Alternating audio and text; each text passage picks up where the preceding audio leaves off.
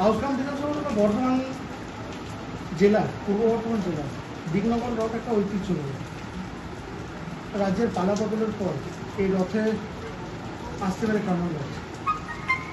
দেখুন, আমি তো মনে করবো যে এই আজকে রথযাত্রায় প্রথম এসে আমি খুব গর্বিত।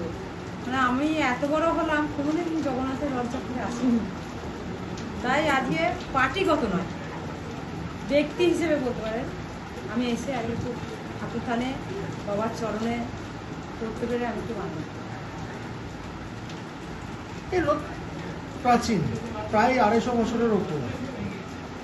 রাজ্য সরকারের তরফ থেকে বিভিন্ন রথ কমিটিকে 5 লক্ষ টাকা করে অনুদান দেওয়া হয়েছে। সেই জায়গা থেকে এই রথ কমিটি বঞ্চিত এখনো পর্যন্ত।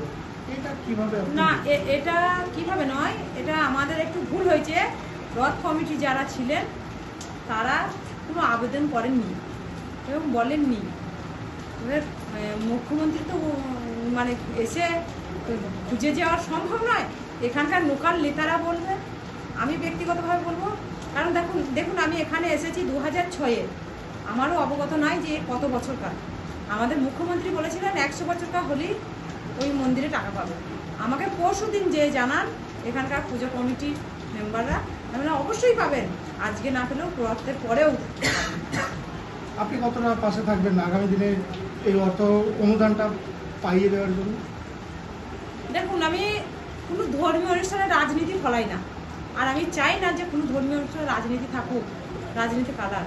তবে আমি সর্বদাই আমি পূজারীদের সঙ্গে আছি, থাকবো, ছিলাম যেমন আছি, থাকবো। সারাদিনে একের পর এক রথের দড়িতে টান, কেমন অনুভূতি অন্য বছরের জায়গায় এই বছর? না, এটা আমি বিয়ে হয়ে যখন থেকে এসেছি আমাদের ঘুষখাড়া রথ দেখেছি, আমি কিন্তু ওদের সারাদিন ঘুষখাড়া রথের দড়ি টেনে বেড়াই। এখন আমাকে বাবা জগন্নাথ আমাকে সুযোগ করে দিয়েছে, প্রত্যেকটা গ্রামে গ্রামে রথযাত্রায় যে দড়ি টানতে আমার খুব ভালো লাগছে। আমি নিজেকে ধন্য মনে করছি, গর্বিত মনে করছি যে আমি একটা ঠাকুর থানে যেতে পারছি। আজকে কতগুলো দড়িতে টান দিয়ে?